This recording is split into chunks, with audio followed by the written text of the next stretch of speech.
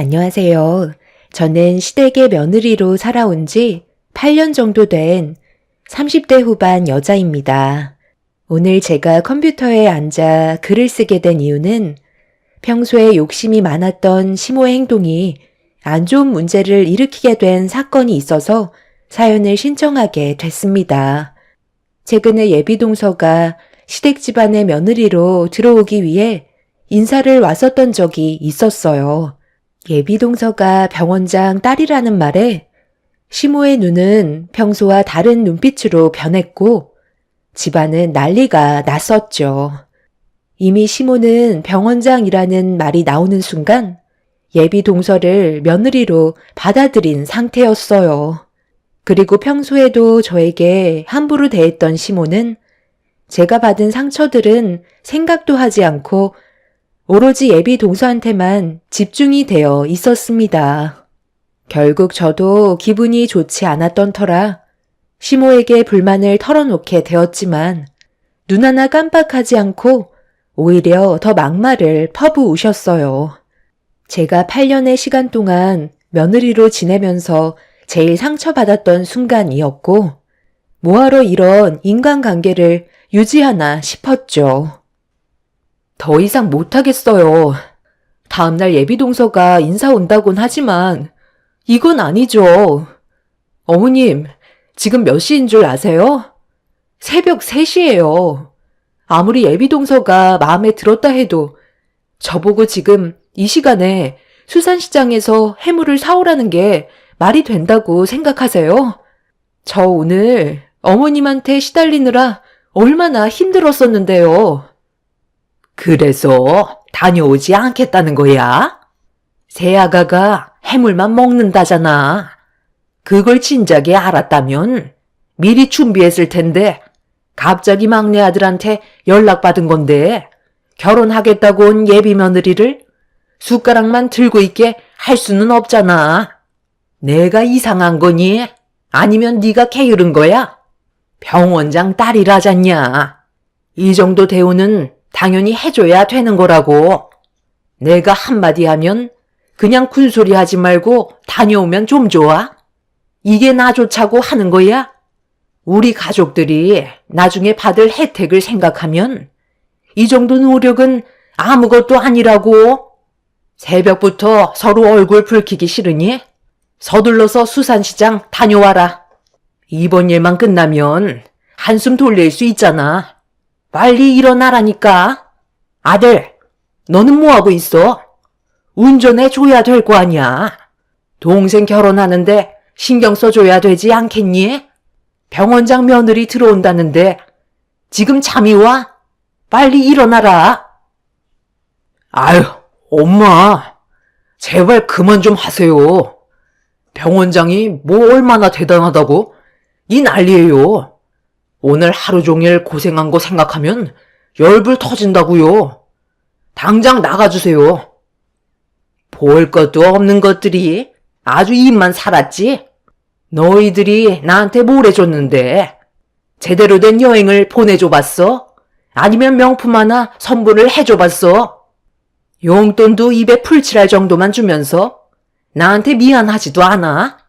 막내 아들이 병원장 딸을 데려오면 내 삶이 바뀌고 얼마나 많은 것들을 누릴 수 있겠니? 너희들이 채워주지 못하는 거 우리 집안 식구로 들어오게 될 예비 며느리가 충족시켜줄 수 있을 텐데 최대한 결혼식까지는 성사시켜야 되지 않겠어? 나를 만족시켜주지 못할 것 같으면 불만 가지지 말고 내가 하라는 대로 움직여라. 점심시간 맞춰서 온다고 했으니까 시간이 많지 않다. 후딱 준비하고 내가 적어준 대로 사와라. 시모는 저희 부부 말은 아예 들으려고도 하지 않았어요. 무조건 시모의 말만 듣길 원하셨죠.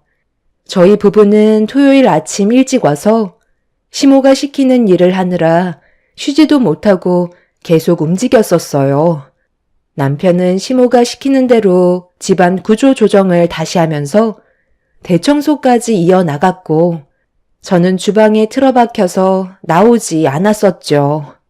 그렇게 시모는 다음 날에 있게 될 예비동서의 인사자리에 조금이라도 눈에 거슬리는 건 보고 싶지 않아 저희를 이용하면서 부려먹었습니다.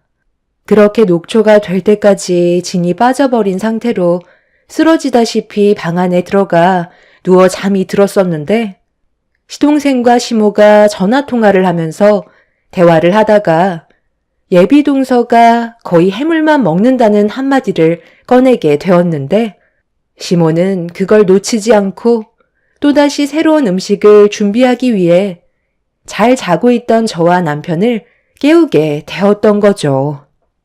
그때는 정말 화가 머리끝까지 올라온 상태였어요.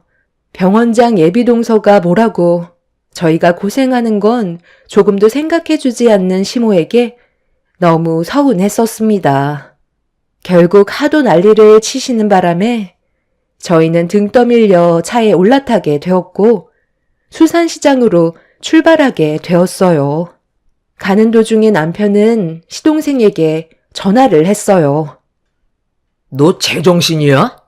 내가 지금 이 시간에 수산시장을 가야 되겠냐? 간단하게 인사하는 자리인데 일을 이렇게 크게 만들면 어쩌자는 거야? 오늘 하루 종일 너희 형수가 주방에서 기름 냄새에 얼마나 찌들었는지 알아?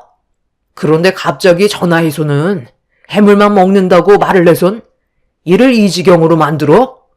진작에 얘기를 했어야지. 수영씨가 요즘 다이어트 한다고 해서 기름진 음식은 손에 대지도 않거든.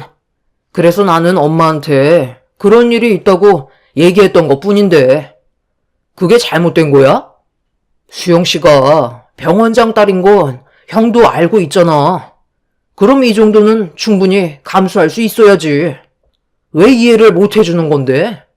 형수님이 만약에 병원장 딸이었으면 나는 시키는 건 뭐든 다 했을걸? 내가 능력 있는 여자 데려오는 게 배 아파서 그런 거야?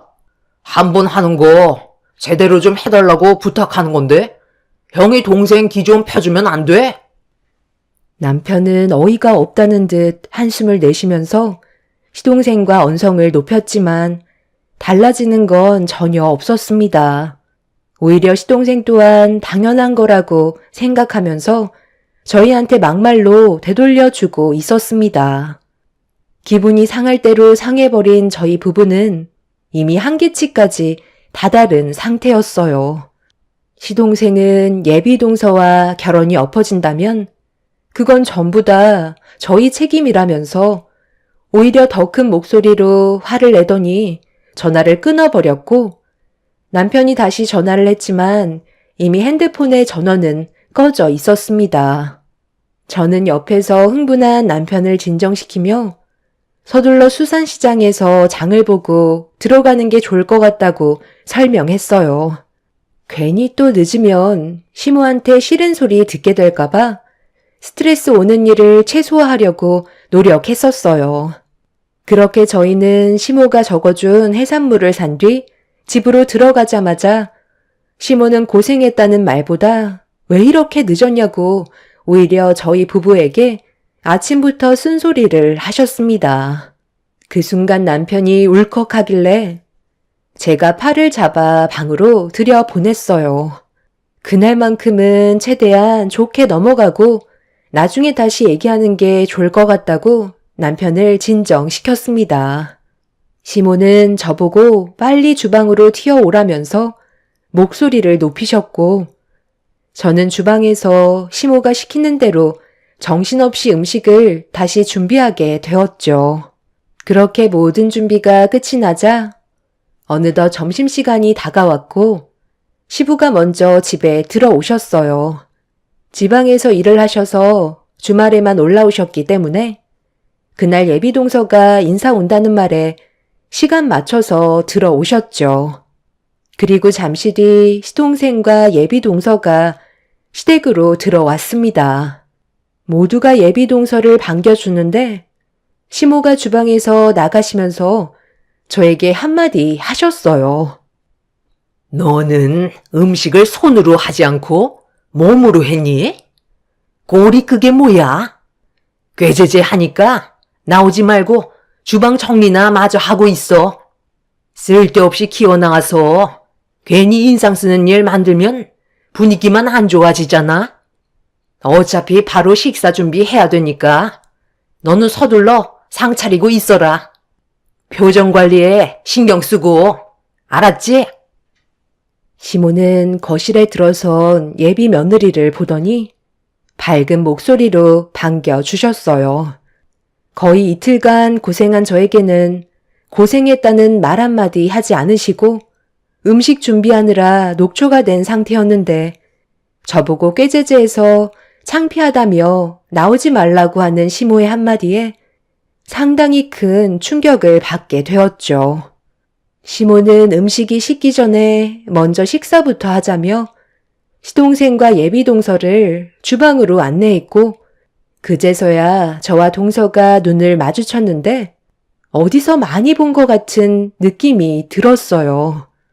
일단 간단하게 인사를 주고받긴 했지만 낯이 익은 얼굴이라 계속해서 예비동서에게 시선이 가고 있었죠. 시모는 서둘러 음식을 내오라며 재촉하셨고 저는 일단 먼저 상차림을 끝냈습니다. 그렇게 모두가 식탁 테이블에 둘러앉아 식사를 하려고 하기 시작했고 저도 남편 옆에 앉아서 허기진 배를 채우려는데 시모가 제 팔을 붙잡더니 저를 끌어당겼어요. 그리곤 시모는 저에게 귓속말로 황당한 한마디를 뱉으셨죠.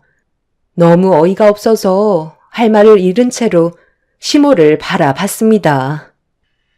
너 지금 배 안 고프잖아. 나중에 먹어도 되는 거 아니야? 굳이 그 차림으로 자리에 앉아야 되겠니? 일단 너는 부엌에 서 있어라. 부족한 음식들이 있으면 채워줘야지. 내가 일어나서 음식을 내어줄 수는 없잖아. 그냥 부엌에 처박혀 있고 나오지 않는 게 좋겠다.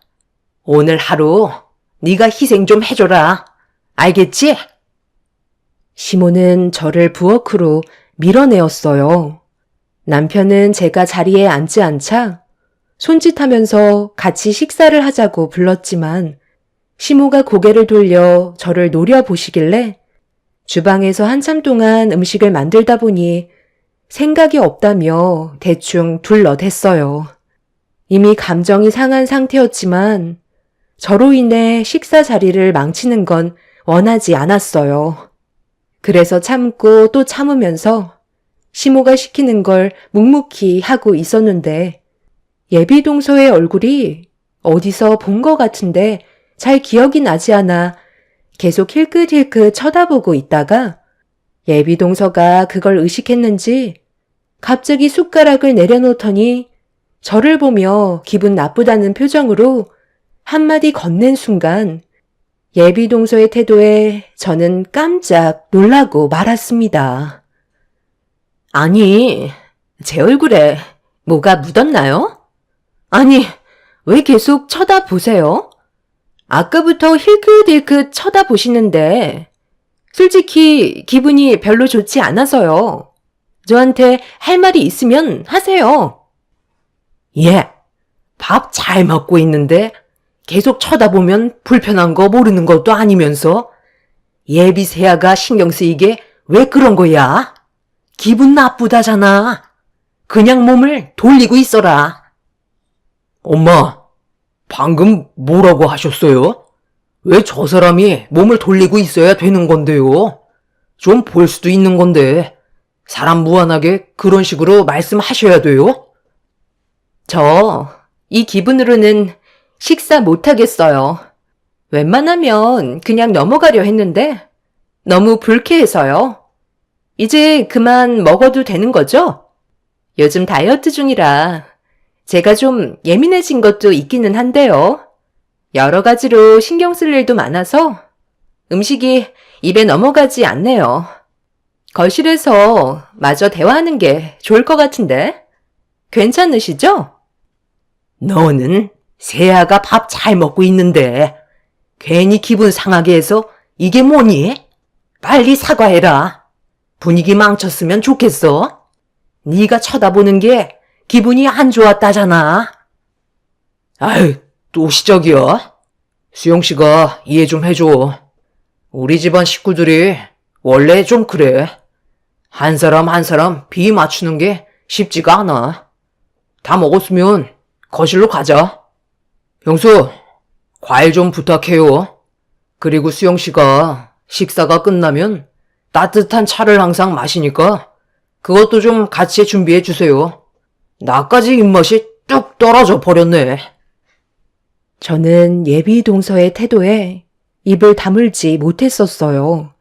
뚫어지게 쳐다본 것도 아니고 기분 나쁜 시선을 보낸 것도 아닌데 어른들이 뵙는 자리에서 숟가락을 내려놓더니 초면에 예의 없는 말을 꺼내는 예비 동서의 한마디에 놀란 저는 할 말을 잃어버렸었죠.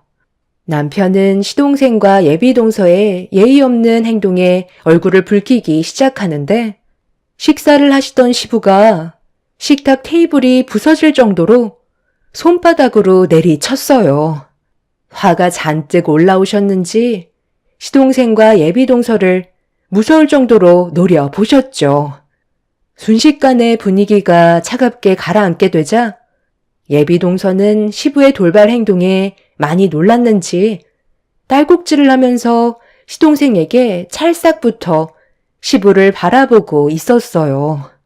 시부는 시동생과 예비 동서에게 한마디 할 줄 알았는데 갑자기 저를 보시더니 제 잘못이라면서 손님에 대한 예의가 아니었다며 예상하지 못했던 상황이 벌어지고 말았습니다.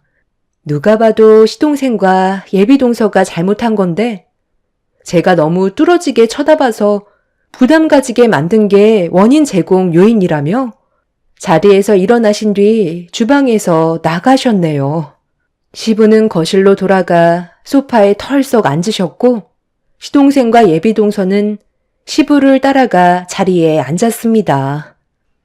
그러니까 내가 뭐라고 그랬어? 눈치껏 행동해야 될 거 아니야. 너는 왜 이렇게 대처 능력이 없니? 너 나중에 나랑 따로 얘기 좀 해야 되겠다. 정말 뭐 하나 마음에 드는 게 하나도 없어. 식사 잘하고 있는 사람을 뚫어지게 쳐다보면 당연히 불쾌할 거라는 생각 안 하니? 궁금한 게 있으면 나중에 물어보던가 하면 되잖아.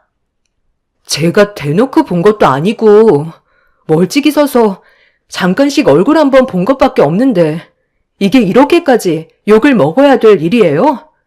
저는 부담을 느낄 정도로 대놓고 쳐다본 적은 없었는데요. 저 이제 그만 돌아가 볼게요.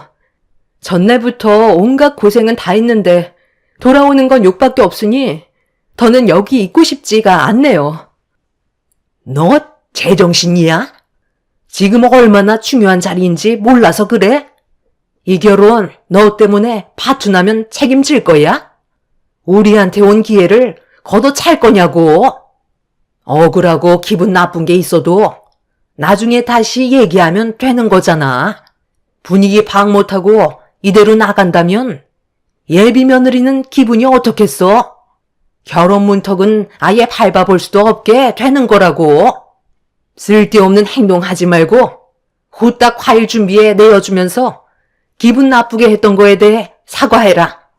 그럼 아무 일도 없을 거라고. 병원장 딸이라고 엄청 쩔쩔 매시네요. 이 사람이 뭘 잘못했다고 사과까지 해야 되는 거죠? 당신 방에 들어가서 짐 챙겨서 나와. 엄마는 정말 끝까지 이기적인 거 알아요? 더는 저희 찾지 마세요. 이런 대우 받아가면서까지 왕래하고 싶지 않습니다. 힘들게 고생한 거에 대해 고맙다는 말 한마디 하시지 않고 오히려 욕만 얻어먹고 있는데 뭐하러 이 집에 들어와요? 지금까지 저도 참을 만큼 참았어요. 결혼이 파투가 나든 말든 그건 저희가 신경 쓸 일이 아니니까 알아서들 하세요. 자기들이 좋으면 결혼까지 하겠죠. 다시는 연락하지 마세요. 평생 얼굴 볼 일 없을 겁니다. 엄마 아들로 태어난 게 정말 후회가 되네요. 저는 시모에게도 너무 서운했었지만 시부의 행동에 상당히 큰 충격을 받은 상태라 더는 시댁에 있고 싶지가 않았어요. 그래서 남편의 말대로 방에 들어가 짐을 챙겼고 뒤이어 남편도 방으로 들어와 짐 챙기는 걸 도와주고 있었죠. 그런데 갑자기 시부가 방 안으로 들어왔어요. 남편이 신경도 쓰지 않자 시부가 화를 내셨습니다. 너 이대로 나가면 정말 나랑 끝나는 거니까 잘 생각해야 될 거다. 내가 봐도 며느리가 잘못한 건데 이런 식으로 네가 편을 들면 내 입장이 뭐가 되겠어? 아버지는 지금 옳은 행동을 하셨다고 생각하세요? 그 자리에서 꼭 이렇게 이 사람한테 화를 내야 했어요? 저는 이미 아버지랑 끝났으니까 비키세요. 나도 이제 지긋지긋한 삶 좀 청산하자. 병원장 딸이 며느리로 들어오면 지금 일도 그만두고 매달 들어오는 용돈으로 편하게 좀 살아보려고 하는데 며느리가 예비 새아가 심기를 건드렸다가 결혼 안 한다고 하면 내가 생각했던 계획이 전부 틀어지는 거잖아. 그래서 분위기가 더 심각해지기 전에 내가 먼저 나섰던 것뿐이다. 그래서 금방 정리가 됐잖아. 그냥 조용히 과일 먹고 대충 대화 나눈 다음 상견례 잘 마치고 결혼식 올리면 끝인데 그걸 못 참아서 상황을 심각하게 만들어야 되겠어? 몇 시간만 참으면 끝나는 건데 이대로 나가는 건 좋은 방법이 아니라는 거 너도 잘 알잖아. 빨리 자리로 돌아가 앉아라. 아버님, 정말 너무하시네요. 그러니까 아버님도 병원장 딸이 며느리로 들어온다고 하니까 욕심이 생기셔서 가족들 앞에서 저한테 그렇게 하신 거예요?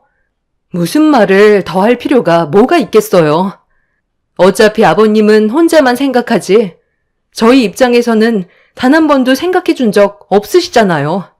전날부터 저희가 고생한 걸 알아주셨다면 좀 전에 그런 식으로 행동하시지 않으셨겠죠.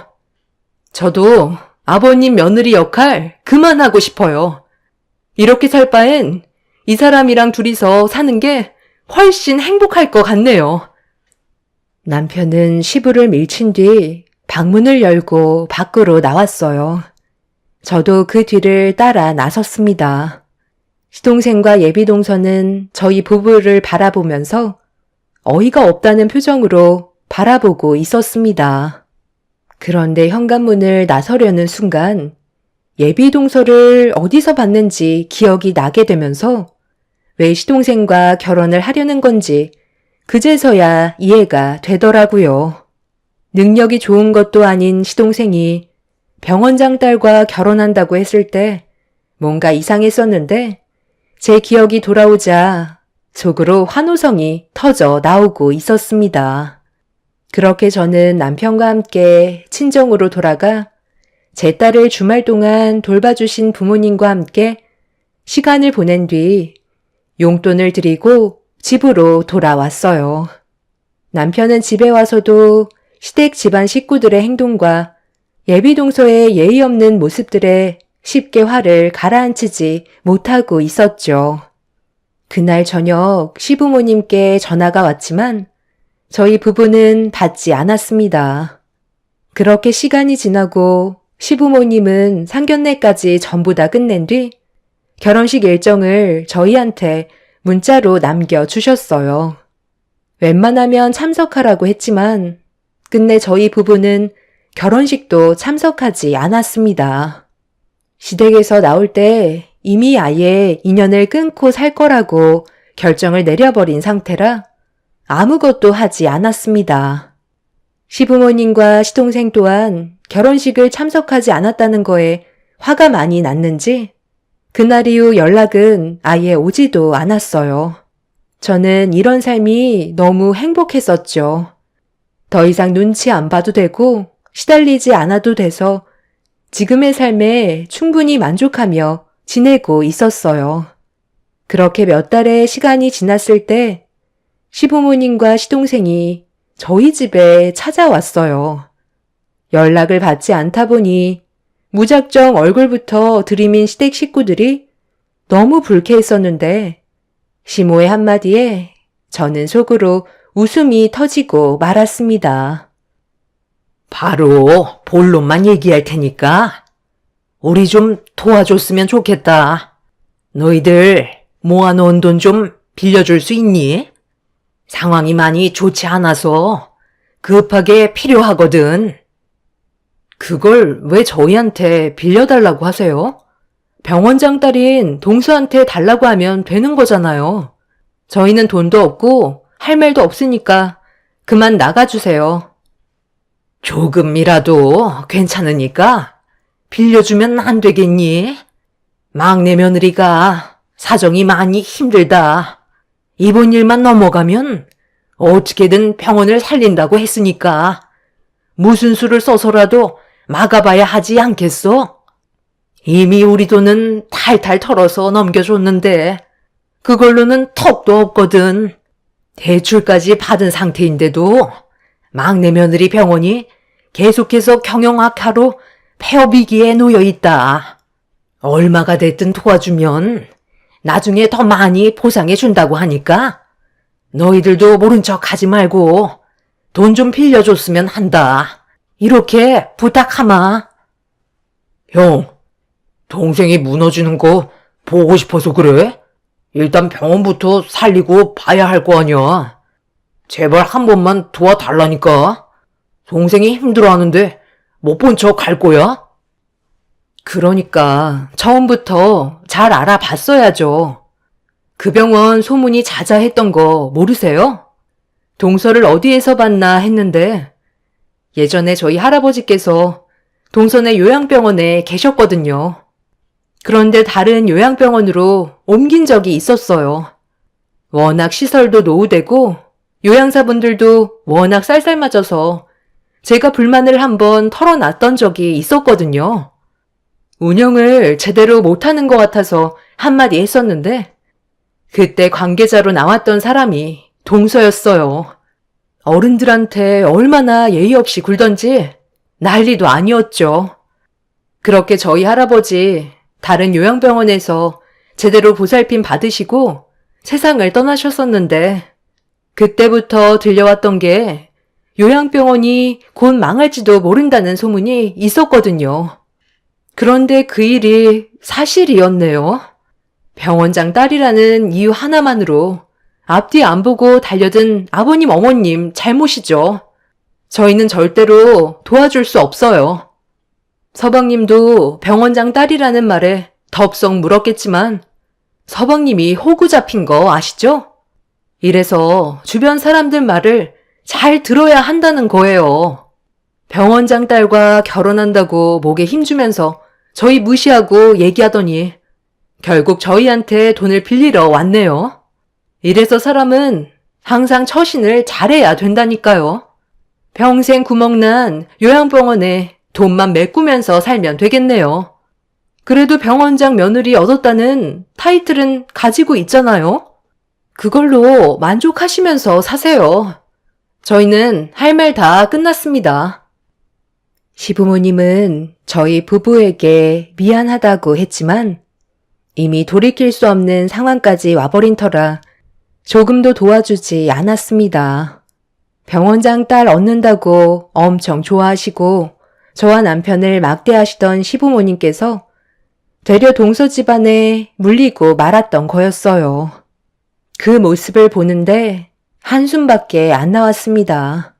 제가 시모와 음식을 준비할 때 아무리 병원장 딸이라도 제대로 확인을 해봐야 하는 거 아니냐고 말씀드렸었지만 시모는 병원장 딸인데 뭐하러 확인하냐고 서둘러 결혼시키는 게 방법이라며 제 말을 무시했었죠.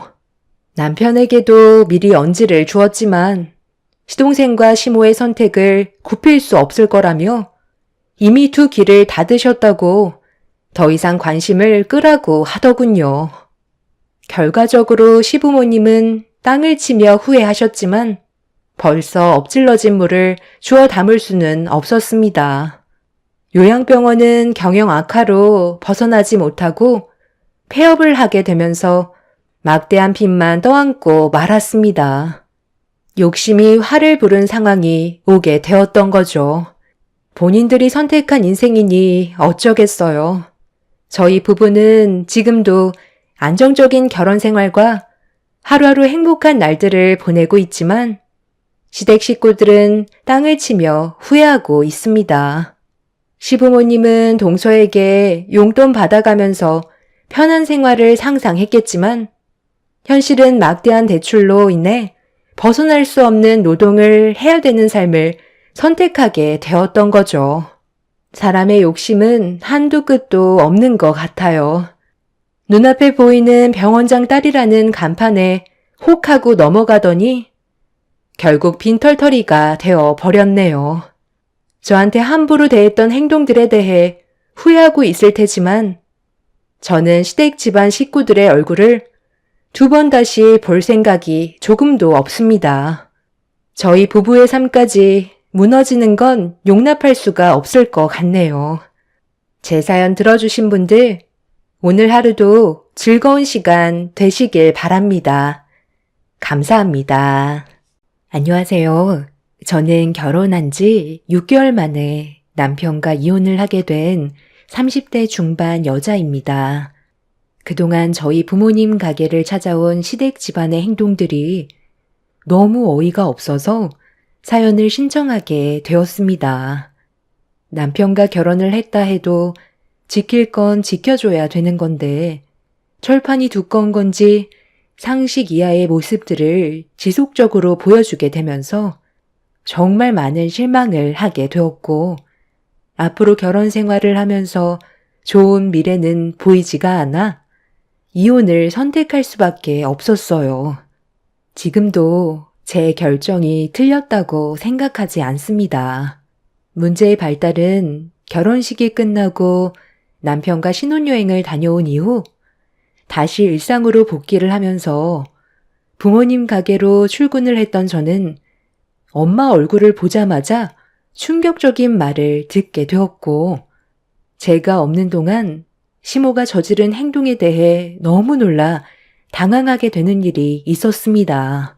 신혼여행을 떠난 뒤 다음날 시모가 꽤 많은 사람들을 모셔왔었는데 한참 동안 식사를 하신 뒤 돌아가실 때 결제를 안 하고 그냥 가시려 하길래 계산은 어떻게 하실 거냐고 물어봤었는데 시모의 한마디에 아무 말도 하지 못했다는 엄마의 말에 너무 화가 났었어요. 무조건 결제 금액을 달라고 하다가 괜히 얼굴 붉혀져서 저에게 안 좋은 영향을 끼치기라도 할까봐 결혼 초에 그런 일들을 만들고 싶지 않았던 엄마는 시모가 외상이라는 한마디에 일단 그냥 넘어갔다고 설명해 주셨어요. 저는 엄마의 말을 듣자마자 시모가 아닌 남편한테 바로 전화를 걸었고 결제 금액에 대해서는 시모가 바로 지불해주면 좋을 것 같다고 최대한 좋게 대화로 풀어 나갔습니다. 남편 또한 전혀 예상하지 못한 말을 듣게 돼서 많이 놀랐는지 곧바로 시모에게 연락을 취해 엄마 계좌로 돈을 보내주게 하겠다고 껄끄러운 상황을 최대한 빨리 정리하려고 했어요. 그런데 남편과 전화 통화를 끊고 몇 시간 뒤에 시모에게 전화가 와서 돈을 보내주셨는지 알고 받았는데 제 기가 떨어져 나갈 정도로 시모가 상당히 흥분한 목소리로 저에게 화를 냈어요. 이유를 알지 못했던 저는 왜 화를 내시는 건지 여쭤보게 되었습니다. 왜 화를 내는지 이유를 모르겠다고? 너 제정신이니? 내 아들한테 전화해서 돈을 달라고 했었다며? 어떤 상황이었는지 잘 알지도 못하면서 돈을 달라고 해? 너 결혼식 때 자리에 참석해줬던 분들이다. 그래서 감사한 마음에 식사 자리를 만들었던 건데 얼마 나오지도 않았으면서 가족끼리 돈을 받겠다는 말이 나오니? 결혼한 지 얼마나 됐다고 벌써부터 정없이 행동하는 거야? 너는 투자라고는 생각 안 해봤니? 내가 그 사람들을 데려갔을 때 나중에 개인적으로 따로 식당을 찾아갈 거란 생각은 안 해본 거냐고. 내가 다 다리를 놔주고 너희 식당이 잘 될 수 있게 노력한 건 감사하지 않은 거지? 너 우리 집으로 지금 당장 올라오거라. 그날 느낀 건 시모는 다른 사람들과는 좀 다르다는 걸 알 수 있었어요.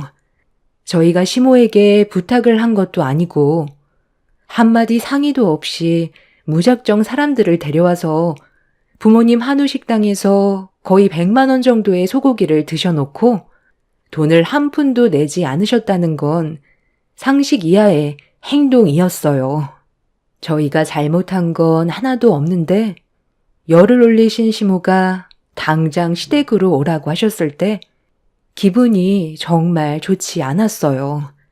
상황을 악화시킬 필요가 없는데 왜 일을 크게 만드시려는 건지 이해할 수가 없었습니다.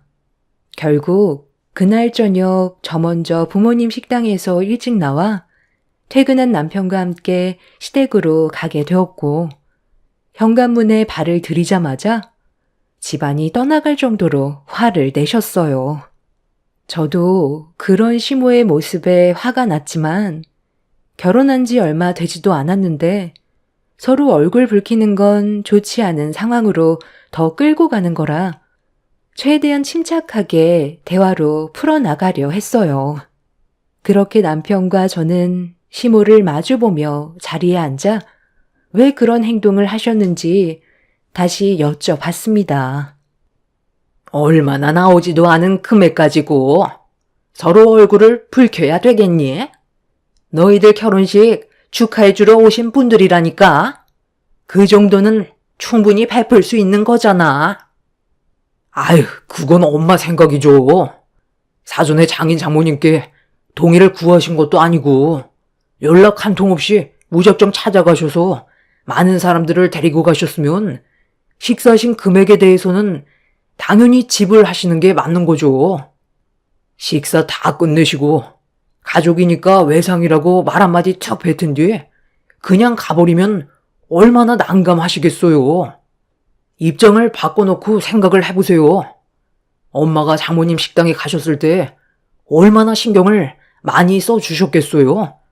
웬만하면 좋게 해결해 주시지. 진짜 이러실 거예요? 안 싸도는 얼마 되지도 않은 거 그냥 넘어가면 되는 거지. 굳이 그걸 얘기해서 일을 이렇게 크게 만들어? 사돈도 참 생각이 없으시구만.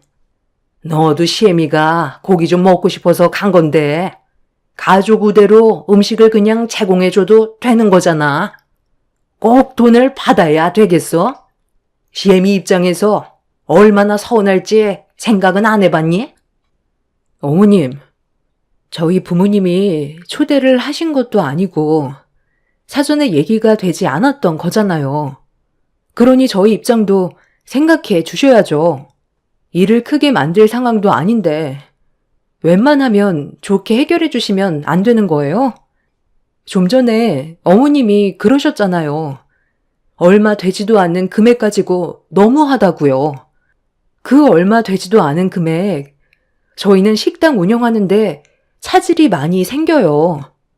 나중에 여유가 생겼을 때 따로 초대해 드릴 테니 이번에 드셨던 금액에 대해서는 결제 부탁드릴게요. 저도 신혼여행 다녀오자마자 이런 말씀 드리는 거 너무 불편해요. 아가씨도 그 자리에 같이 있었다면서요? 그런 문제가 생겼을 때 옆에서 어머님한테 한마디라도 해주지 그랬어요. 아니, 제가 왜 그래야 되는 거예요? 저도 엄마랑 같은 생각이었기 때문에 음식값은 당연히 안 받을 줄 알았죠.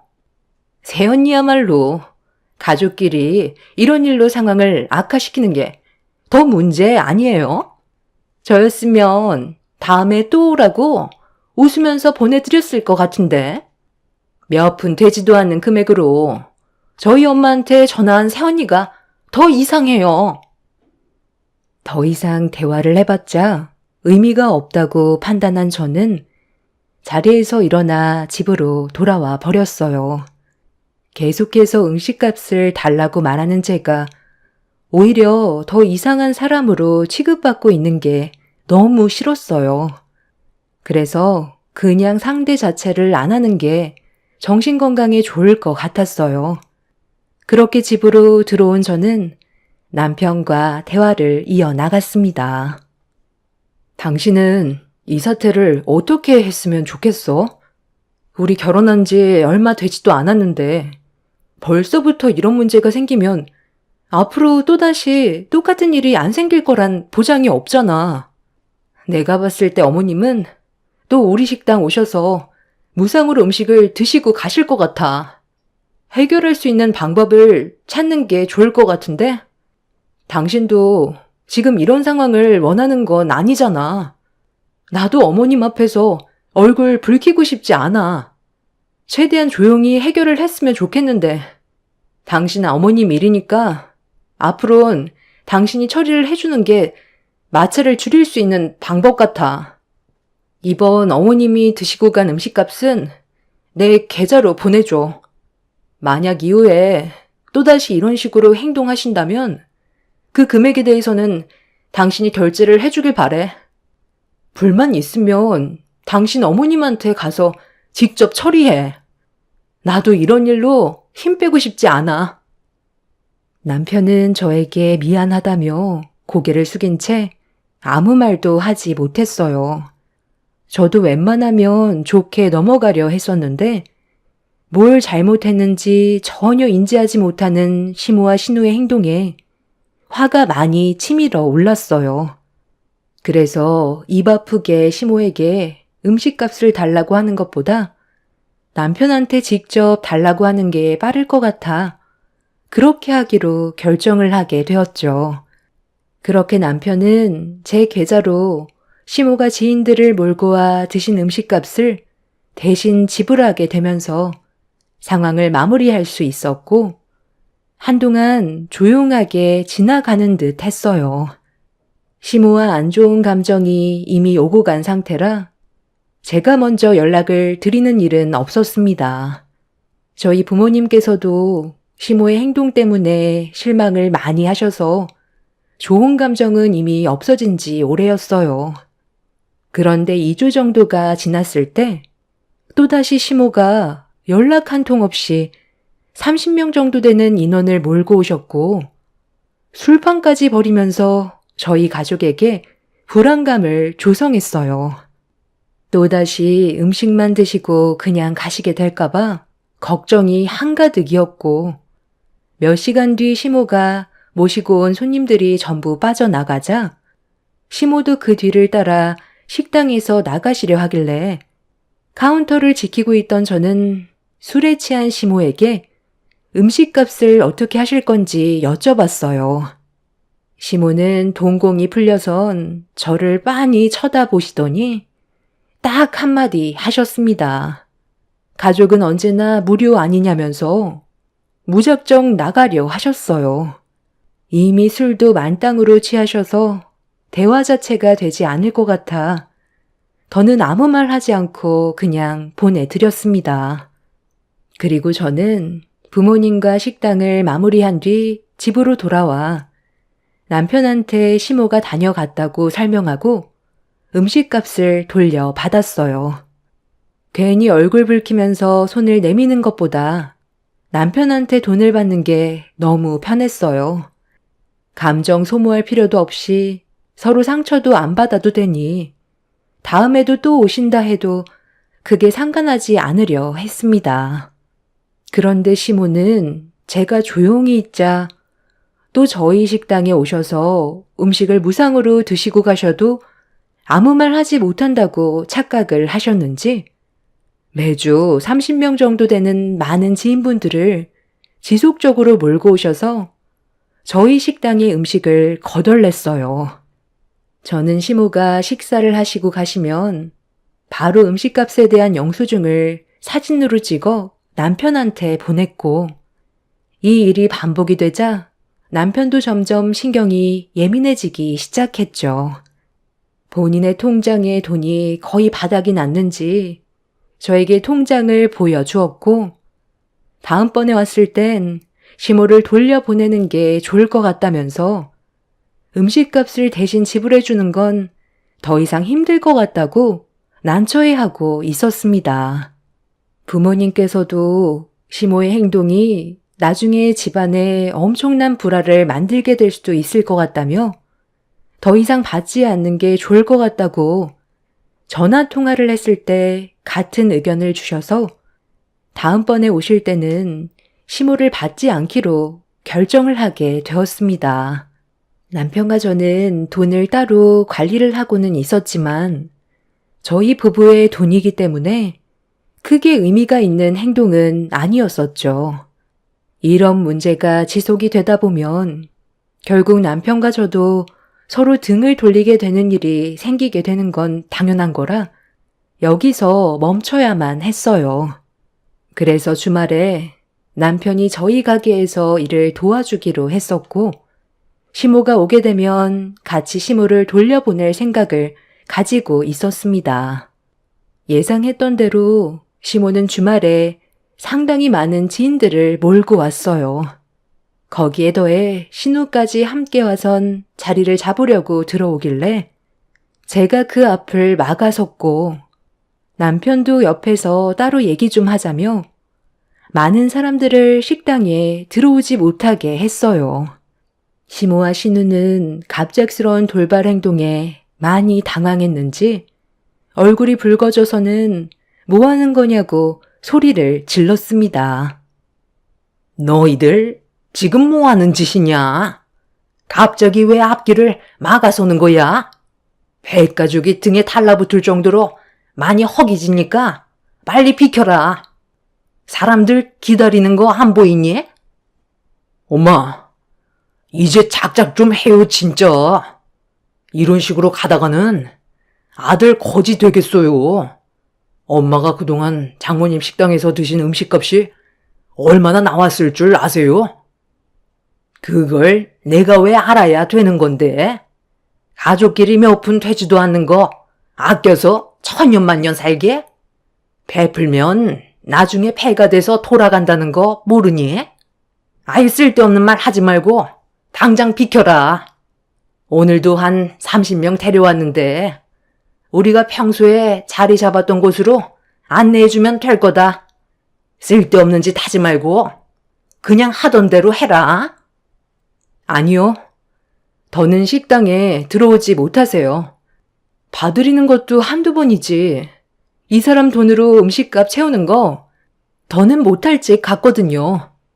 저희가 부부인데 이 사람이 저한테 어머님이 드신 음식값 대신 내줘봤자 의미가 없는 행동이잖아요. 매주 모임 끝나면 오시는데 이제는 아예 당연시하게 생각하셔서 여기에서 멈추는 게 좋을 것 같다고 저희 부모님께서도 동의하셨거든요. 그러니 이제 그만 돌아가 주세요. 이 사람이 저한테 지금까지 얼마를 결제해줬는지 듣게 되시면 깜짝 놀라실걸요? 어머님이 드신 음식값만 1,200만 원이 나왔어요. 아무리 소고기 무한리필 집이라고 해도 30명 꽉 채워서 이것저것 시키니 한 번 왔다 가면 100만 원은 넘게 나왔었다고요.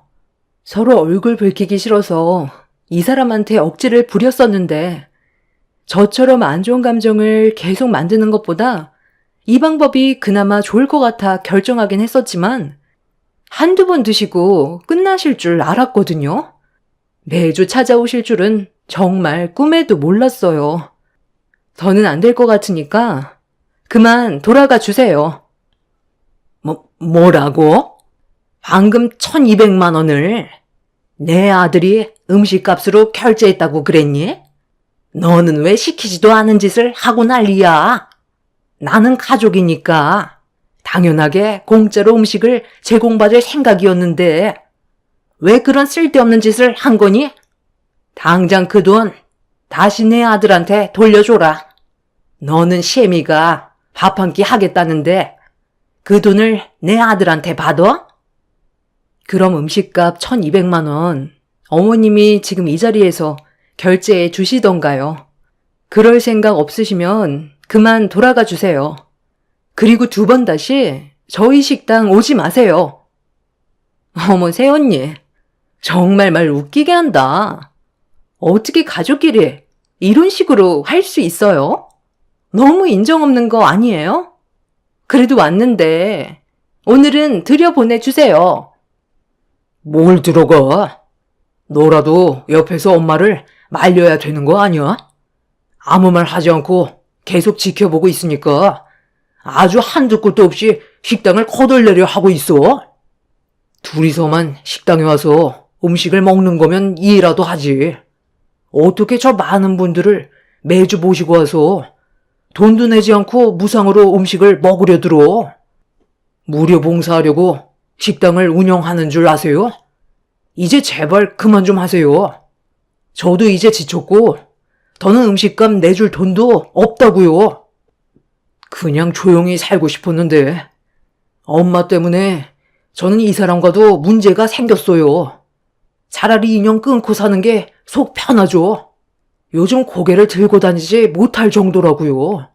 당장 돌아들 가세요. 새언니, 그렇게 안 봤는데 정말 너무하네. 우리 오빠 데려간 것만도 감사하게 생각해야죠.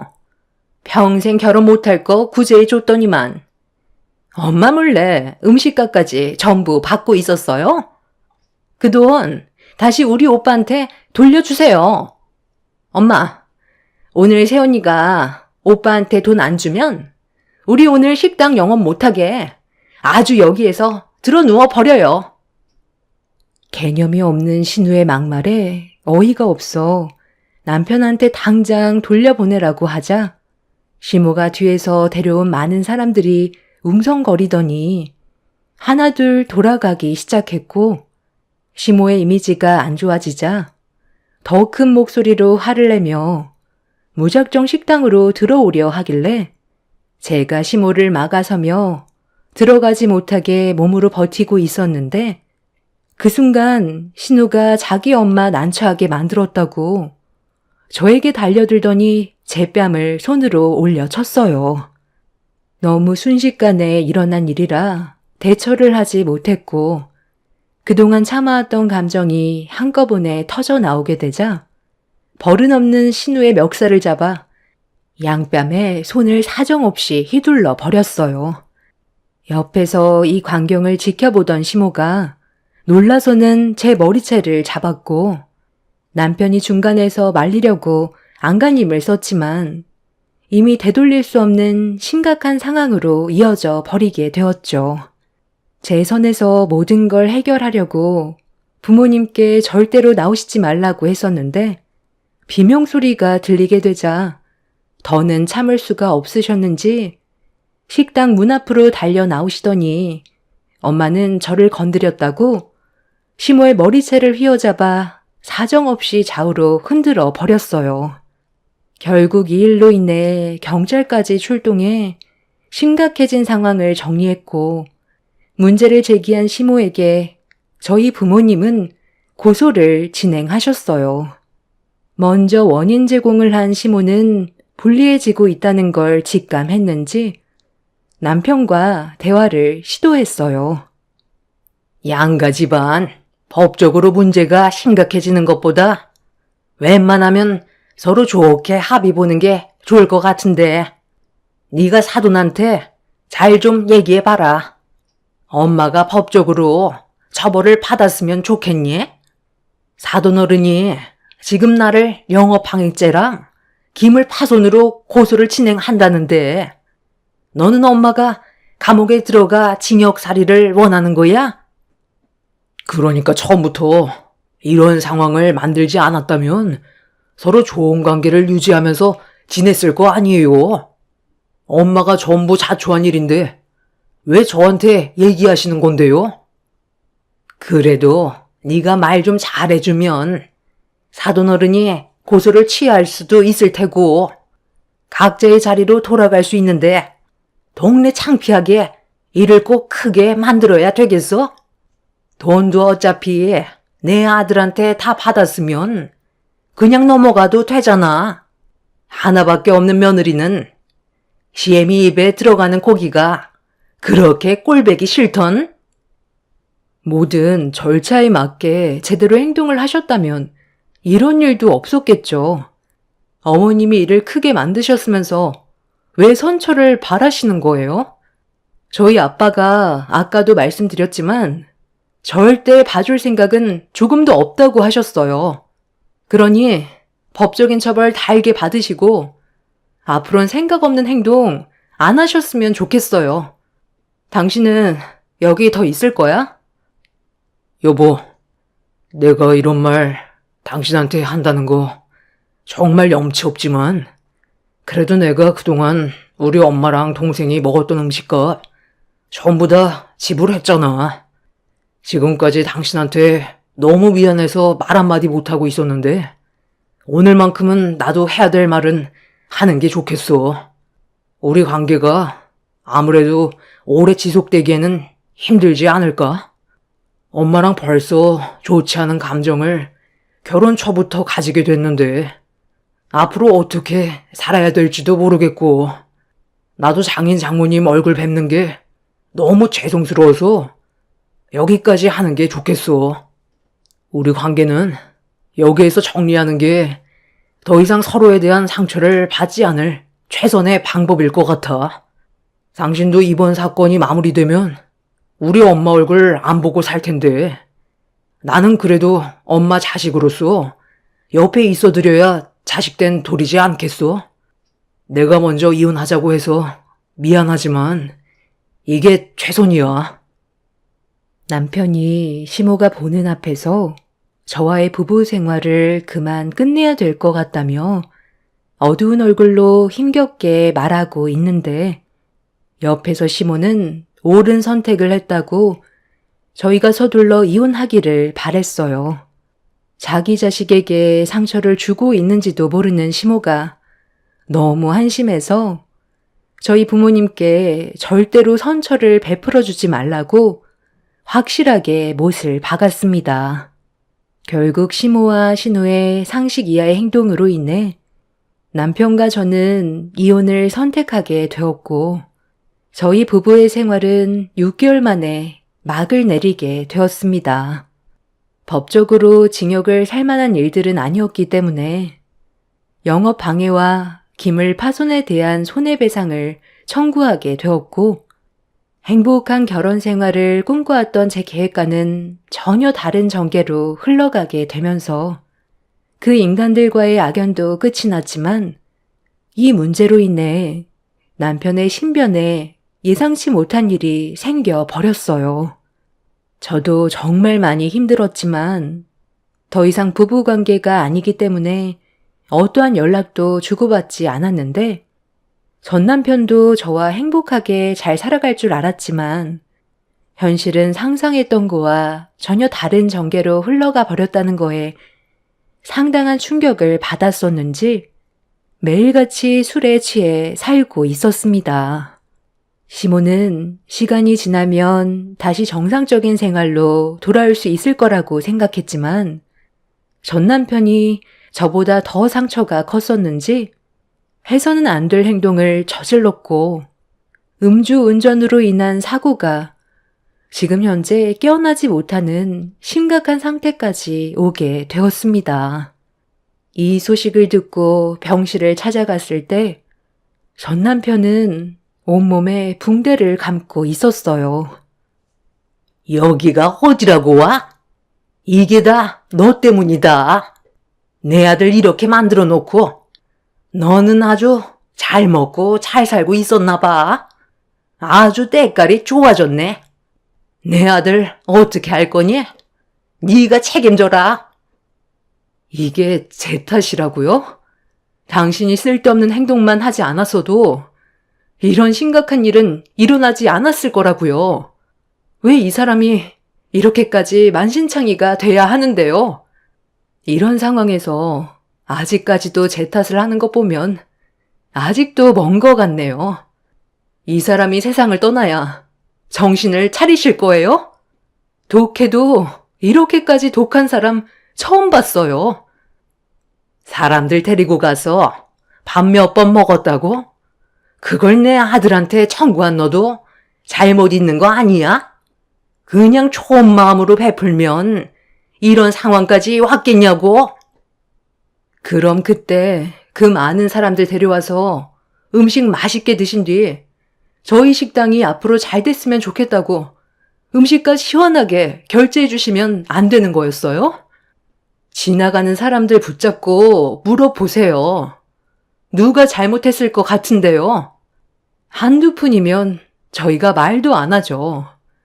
식당이 휘청거릴 정도로 무상으로 많은 음식을 드셔놓고 식당이 정상적으로 운영이 될 거라고 생각하는 거예요? 그만큼 많은 식재료와 고기를 사드려야 한다고요. 장사를 해본 적이 없으니까 전혀 모르겠죠. 이 사람이 오죽했으면 당신 입에 들어갔던 음식값을 대신 내주겠다고 했겠냐고요.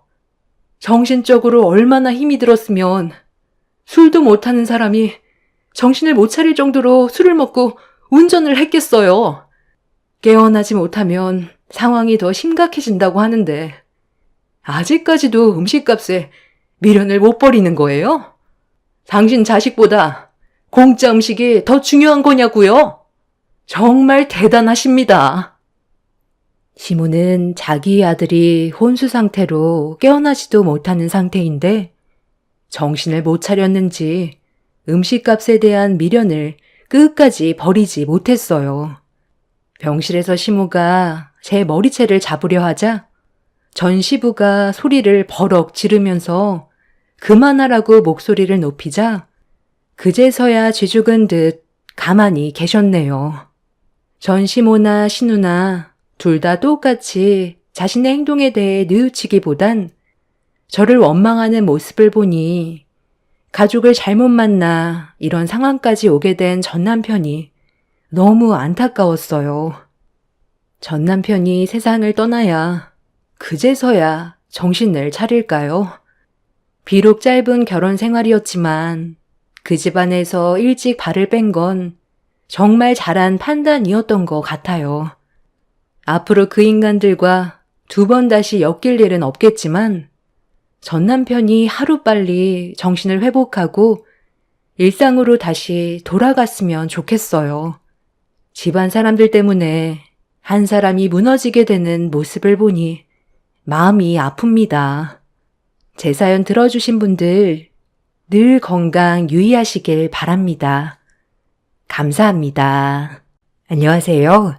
저는 경기도에 살고 있는 결혼 14년 차 주부입니다. 아무리 시대가 흐르고 변했다지만 인식의 변화와 흐름이 아쉬운 건 사실입니다.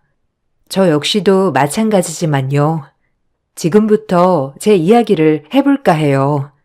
저는 어려서 집이 어려웠어요. 부모님께서 열심히 일하시지만 살림은 제자리, 그 말이 딱이었죠. 어려서부터 안 해본 아르바이트가 없었습니다. 그래서 남들 다 가는 대학도 포기하고 바로 은행에 취업을 하게 되었어요. 나쁘지 않았죠. 부모님께서는 그래도 없이 살았는데 나름 제가 잘 자라주었다고 생각하였어요. 저도 취업을 하여 돈을 벌게 되니 부모님이 얼마나 힘들게 우리를 키웠는지 알 것 같더라고요. 처음엔 대학을 가지 못했던 원망도 많았지만 점차 내가 직접 월급쟁이가 되어보니 부모님의 고단한 삶을 이해할 수 있어서 오히려 조금 더 철이 든 것 같아요. 그렇게 어른이 되어가고 있었죠. 그렇게 제가 주어진 삶에 대해 불평하지 않고 열심히 일하고 살고 있을 쯤 은행 선배가 저에게 소개팅을 주선하더라고요. 아직 결혼할 때는 아닌 것 같아 저는 거절했어요. 경제적으로도 아직 부모님은 제 결혼이 부담스러울 때였거든요. 그래서 애써 들어오는 소개팅들을 번번이 거절했죠. 미진아, 진짜 괜찮은 남자 하나 있는데 만나볼래? 얼마나 괜찮은지 몰라. 그냥 부담 없이 만나만 봐. 어때? 에이, 제가 아직 남자 만날 준비는 안 되어 있어요. 경제적으로도 그렇고 저 말고 다른 사람 소개해 주세요. 아, 대출팀에 선미 씨도 외롭다고 하던데. 선미 씨 어때요? 전 아직 여유가 없어요. 선배가 좋은 마음으로 소개해 주신 건데 죄송해요. 사실 퇴근하고 집에 가는 길에 네가 지나가더라고. 근데 네가 너무 마음에 든다고 하지 뭐야. 한번 만나봐. 어때? 네가 경제적으로 부담 가질 것도 없어. 뭐 돈에 팍팍한 사람 아니니까 너한테 스트레스 줄 일도 없을 거고. 진짜 괜찮은 친구라서 그래. 네? 저를요? 어머, 그래도 아직 조금 부담스럽긴 한데 아직 결혼 준비도 하나도 안 되어 있고 조금 고민해 볼게요, 선배. 그래, 잘 생각해봐. 진짜 내 친구라서가 아니라 정말 인간성 하나는 최고라니까. 다른 여자가 채가기 전에 얼른 말해줘야 해. 혹시라도 결혼에 대한 부담으로 인해 만나기 힘들어질 수 있다는 생각에 거절하였죠. 하지만 선배는 끈질기게 저를 설득했어요. 그 남자분도 제가 경제적으로 부담을 많이 느껴야 한다는 걸 알고 있다고 했고요.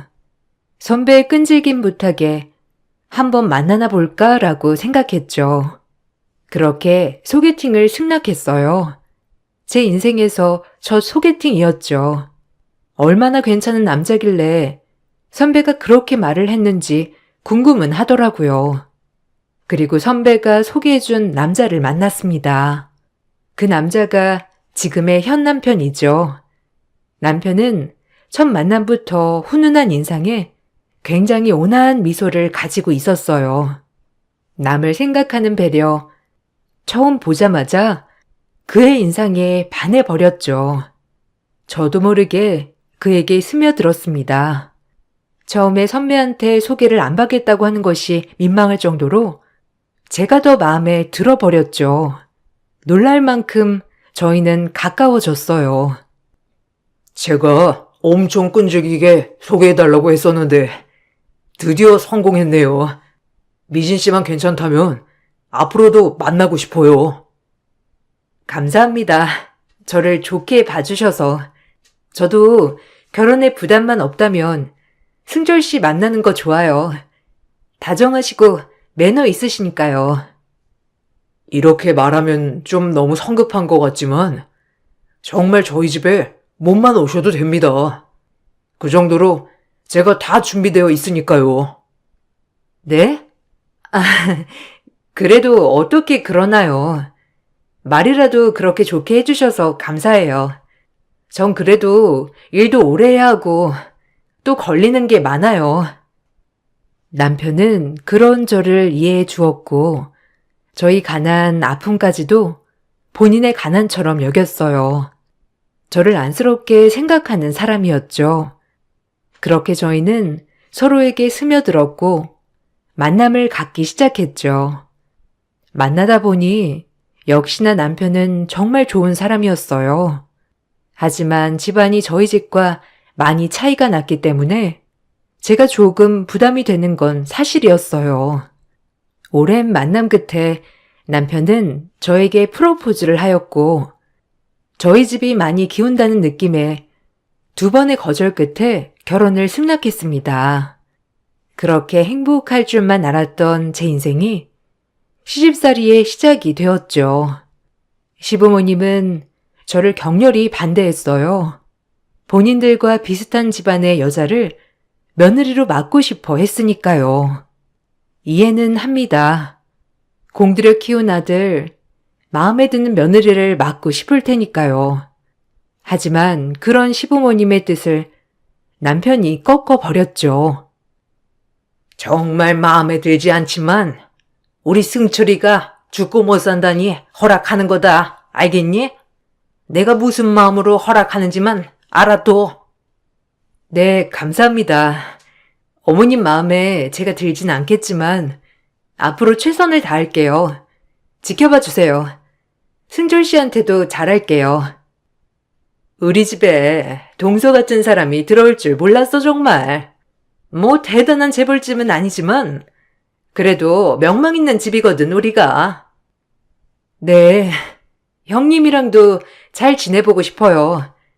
아무래도 승철 씨가 형제가 딱 둘이다 보니 친하게 지내면 좋을 것 같아서요. 내가 동서랑? 아무리 형제라도 급이 맞아야 잘 지내겠지? 그런 부분은 생각해봤고? 되게 웃긴다, 동서. 골 때려. 네? 형님이 그렇게 생각하신다면 아쉽네요. 형님 마음 잘 알겠습니다. 그래도 너무 무시하진 마세요. 남편의 집안은 아버님이 큰 유통회사를 하고 있었고, 아주버님은 고등학교 역사 선생님이었어요. 형님 또한 초등학교 교사였고요. 고졸 출신 은행 공채 직원이 마음에 들 리가 없었죠. 남편도 아버님 사업을 이어서 같이 하고 있었기 때문에 경제적으로는 여유로웠어요. 저희는 집도 가난하고 저도 대학교를 나오지 않았기 때문에 시댁에선 저를 좋아하지 않았던 거고요.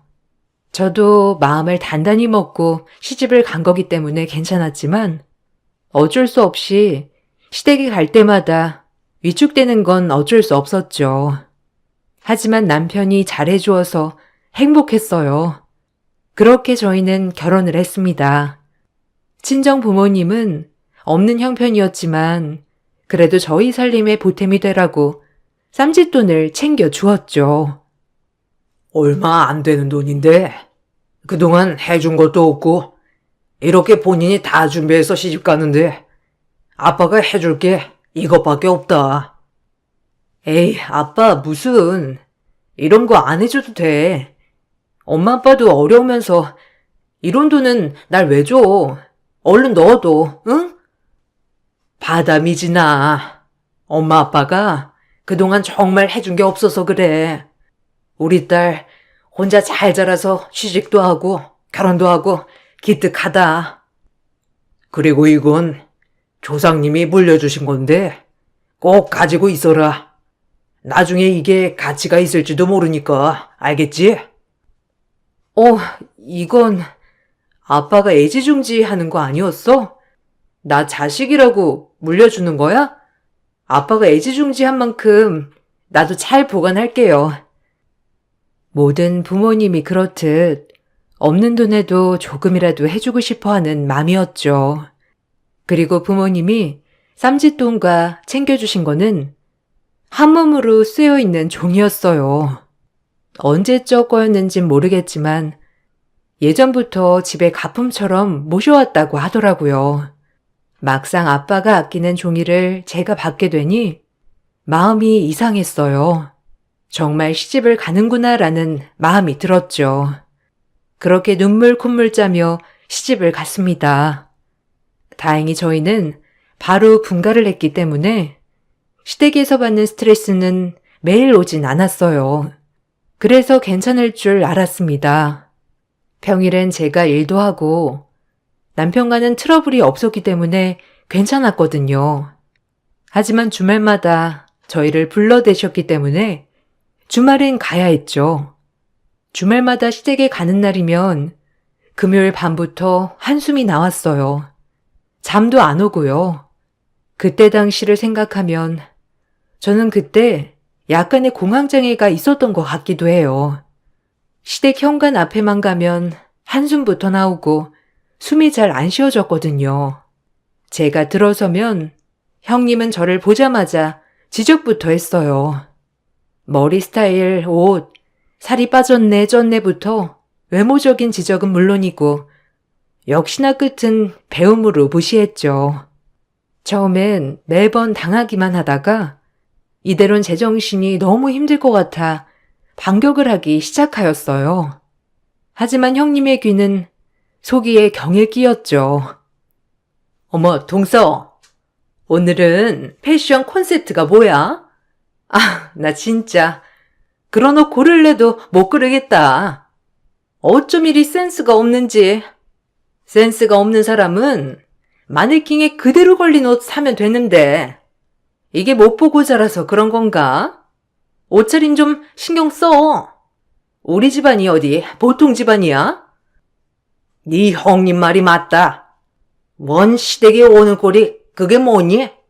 나중에 어른들도 만나고 해야 할 텐데 신경 좀 써라. 네 형님 있는 옷 스타일 좀 배워. 아, 이거 승졸 씨가 사준 거예요, 어머니 형님. 앞으로는 제가 골라볼게요. 그래도 옷 못 입는다는 소린 안 들어봤거든요. 서방님이 사준 거라고? 아휴, 서방님도 참. 아니, 머리는 또 왜 그래? 머리 스타일도 약간 옛날 스타일 같아, 동서는. 아, 제 머리가요? 은행에선 저보고 머리 너무 예쁘다고 하던데. 형님 스타일 맞추기 되게 힘드네요. 서원이가 나중에 데리고 올 형님 며느리감은 피곤하겠어요. 머리부터 발끝까지 그렇게 본인 스타일을 강요하시니 안 그래요? 뭐라고? 동서 지금 나한테 말 대꾸 하는 거야? 웃긴다 진짜. 서원이 얘기가 왜 나와 거기서? 그리고 우리 서원이가 동서 같은 사람을 데리고 오겠어? 동서 착각하나 본데? 진짜 동서는 우리 집이랑 급이 안 맞는 거 알잖아. 그러니까 적당히 까불어, 어? 그만들 해라. 작은 애 너는 네 형님한테 말본세가 그게 뭐냐? 그래서 폰대 없다고 하는 거야, 알겠어? 이제 그만해라.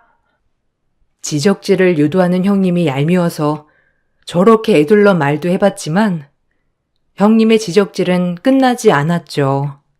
맹수가 먹이를 찾듯이 형님에겐 저는 먹잇감 그 이상이었으니까요.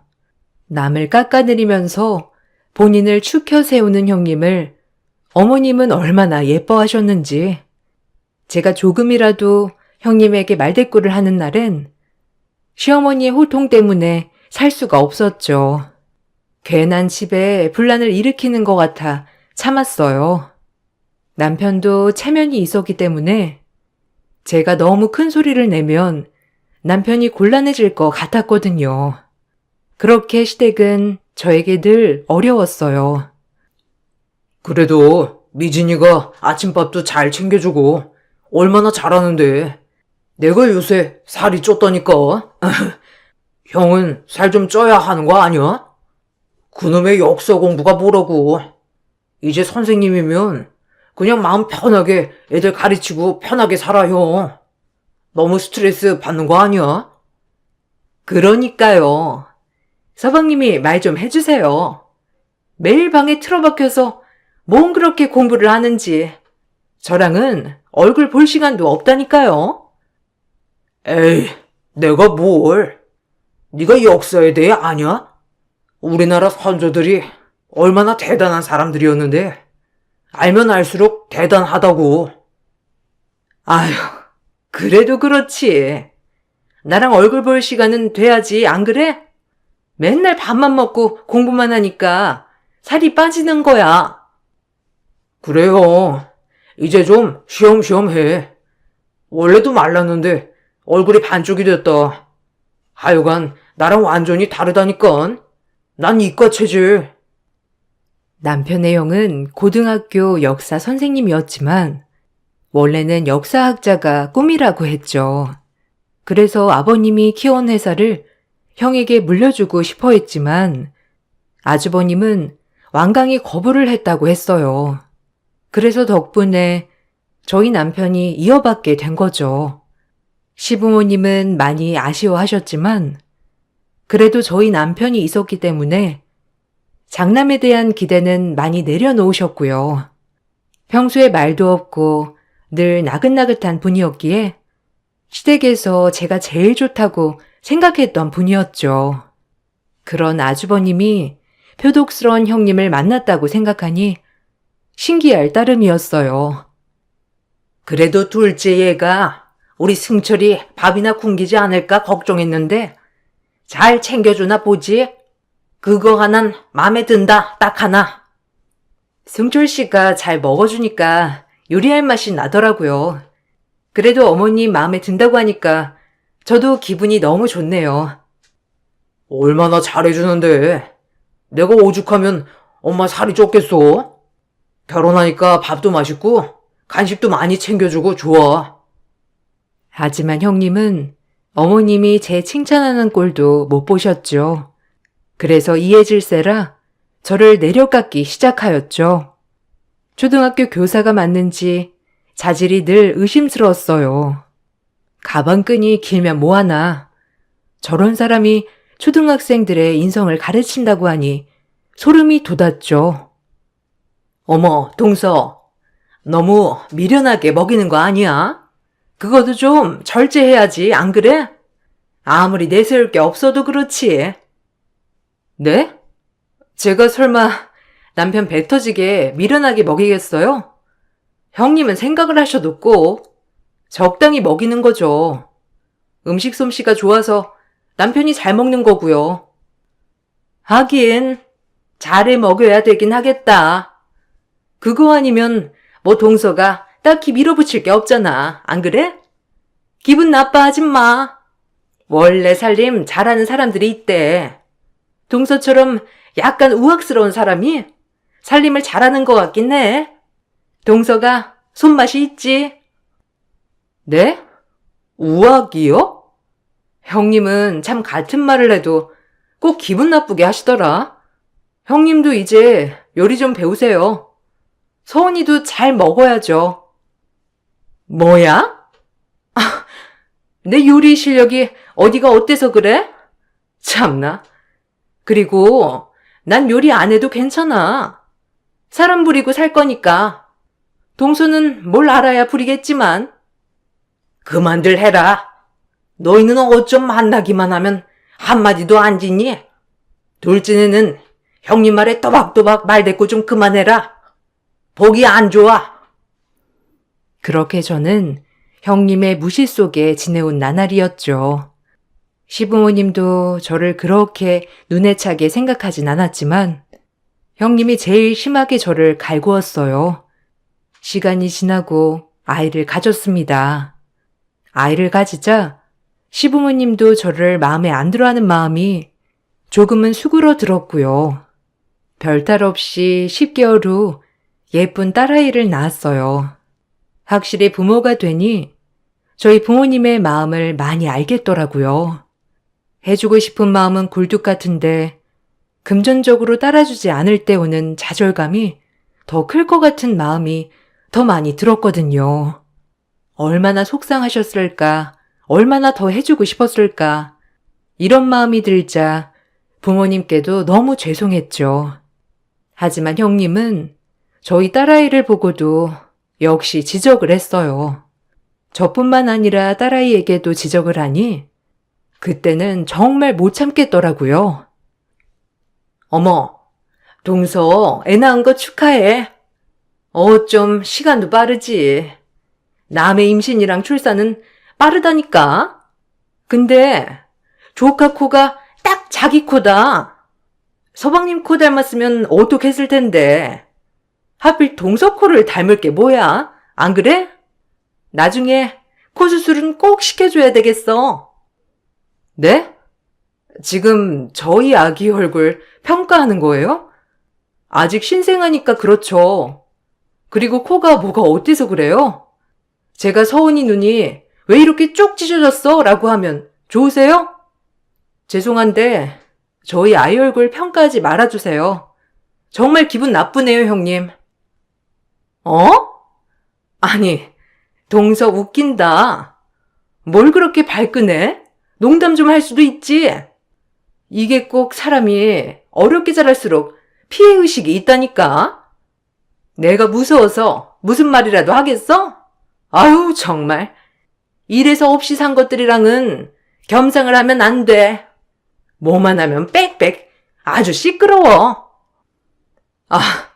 진짜 보자 하니까 완전 어이가 없어서 지금의 막 낳은 저한테 아기가 어떻냐는 둥 말하는 형님은 괜찮고요. 그게 배운 사람의 자세인가요? 원래도 엄청 무례하다고 느꼈는데 어떻게 애들을 가르친다는 건지 저도 이해가 안 가요. 그렇게 높은 고송이 저와 형님에게 오가자 남편이 중재에 나섰죠. 그리고 그제야 저희의 말다툼은 잦아들었습니다. 하지만 제 분은 풀리지 않았어요. 원래도 늘 저를 무시하던 형님이었지만 제 딸아이마저 무시하는 느낌이 들자 더더욱 제가 흥분을 했죠. 남편이 저를 계속 다독여주어 간신히 화를 억누를 수 있었어요. 그 정도로 형님은 저를 정말 무시했었죠. 내가 미안해. 형수 원래 남 무시하기가 득기잖아. 그냥 우리 예린이 보고 툭 던진 말일 텐데 자기가 참아. 내가 어떻게 참아? 나한테 그러는 건 참아도 우리 예린이 가지고 그러는 거 못 참아. 한두 번 참는 것도 아니야. 알지. 그래도 지금 몸조리 잘해야 하니까 너무 스트레스 받지 말고 한 귀로 듣고 한 귀로 흘려. 자기 건강 다칠까봐 걱정돼. 그렇게 남편의 위로 속에 마음을 진정해 갔죠. 하지만 그날 묵은 앙금이 컸던 탓인지 형님과는 전보다도 더 좋지 않은 감정이 생겼어요. 형님은 저를 본인과 급이 다른 사람으로 무시했고 저는 그런 형님의 모습을 견딜 수 없었고요. 반복이 되자 만나기만 하면 으르렁대는 사이가 되었죠. 이렇게 5년 정도가 흘렀어요. 딸아이의 나이가 5살이 되었을 무렵 설날에 일어난 일이 제 인생을 송두리째 바꿔놓았죠. 이제 딸아이는 서랍을 열고 닫고 하는 재미에 푹 빠져 있는 나이였죠. 그날도 어김없이 명절을 치르러 시댁에 가려고 하는데 딸아이는 안방 서랍을 열고 닫고 하는 재미에 빠져 있었어요. 예린아, 이제 할머니네 가야지. 어서 나와. 거기서 뭐해? 얼른 겉옷 입자. 가서 할머니네서 세배도 하고 예린이가 잘 부르는 노래도 불러드리자. 방에서 나온 딸은 뭔가를 주머니에 쏙 넣었죠. 별 대수롭지 않게 여기고 딸아이와 남편과 같이 시댁에 방문했어요. 저와 어머님, 형님은 한참 음식을 준비하고 있었죠. 한참 음식을 준비하고 있는데 형님이 장강에 들어가서 나오더니 저에게 노발대발 화를 내는 게 아니겠어요? 어머님, 저희 집에서 보낸 300만 원짜리 송로버섯이 없어졌거든요? 아니 분명 아침까지만 해도 장강에 있었는데 없어요. 에그머니나. 아니 그게 어디 갔다니? 그 귀한 송로버섯을 사돈이 보내주신 건데 얼른 찾아야지. 잘 찾아본 거야? 제가 몇 번이고 뒤져도 없어요. 아까 분명 동서 올 때까지만 해도 있었는데 이상하단 말이야. 이게 없어질 일이 없잖아요. 동서, 너 아니야? 이거 비싼 버섯인 줄 알고 네가 꿀꺽한 거 아니냐고. 너 아니면 누구니? 그럴 사람이 여기 또 어디 있어? 어? 네? 지금 저 의심하시는 거예요? 참나. 아니 형님, 말이 되는 소리를 해야죠. 지금 저보고 버섯 도둑이라고 하는 거예요? 너 아니면 누구니? 그리고 우리 집에 이런 짓 할 사람이 너밖에 또 누가 있어? 멀쩡히 있던 송로버섯이 왜 없어지냐고? 아니 형님, 말이 되는 소리를 하세요. 뻔히 같이 계속 음식했는데 무슨 버섯을 훔쳐요 제가? 어머님, 말씀 좀 해보세요. 아니 그래, 얘 큰애야. 그건 아닌 것 같다. 진정 좀 해. 잘 찾아보자. 어디 구석에 떨어졌거나 하지 않았겠니? 어? 아니요. 분명 동서 오기 전엔 있었어요. 너 당장 바른 대로 말하지 못해? 너같이 근본 없는 애가 300짜리니까 눈이 돌았겠지. 아니야? 없이 자라서 이런 거 보면 눈 돌아갈 거 아니야. 너네 친정 갖다 주려고 숨겨놨니? 진짜 어이가 없어서 얼른 내놓지 못해? 너무 막무가내로 몰아붙이는 형님의 화가 머리끝까지 났어요. 제가 애들도 아니고 너너거리면서 저에게 따지듯 몰아붙이니 저도 꼭지가 돌더라고요. 그리고 이제 한 아이의 엄마인데 이렇게 모욕을 줄 수 있나 하는 마음에서도 화가 너무 났죠. 아니, 형님, 저한테 피해의식 있으세요? 예전부터 저를 그렇게 못 잡아먹어서 안달이었는데 하다하다 도둑이라뇨. 뻔뻔하기는. 네 년이잖아. 네가 우리 집에서 선물해준 300만 원짜리 송로버섯 훔쳐간 도둑이잖아. 너 아니면 누구야? 형님은 제 입에서 피해의식이라는 말이 떨어지자마자 눈이 뒤집어지더라고요. 그러더니 모든 전들을 저에게 집어던지고 미친 사람처럼 저에게 달려들었죠. 세상 태어나서 이렇게 무식하게 저한테 달려드는 사람은 처음이었어요. 전을 맞으면서 어안이 벙벙하였고 급기야 형님은 제 머리채를 잡기 시작했습니다. 세상 태어나 처음으로 잡힌 머리채였어요. 놀란 저는 애써 뿌리치려고 했죠. 어머, 이거 안 나요? 아, 미쳤나봐 진짜. 어디라고 나한테 손을 대? 여보, 이건 나요. 안 그러면 저도 잡습니다. 네가 어디 할 말이 있어? 바른 대로 말하지 못해? 이 도둑아! 송로버섯 어디 있냐고! 그게 얼마짜린데 얼른 안 내놔?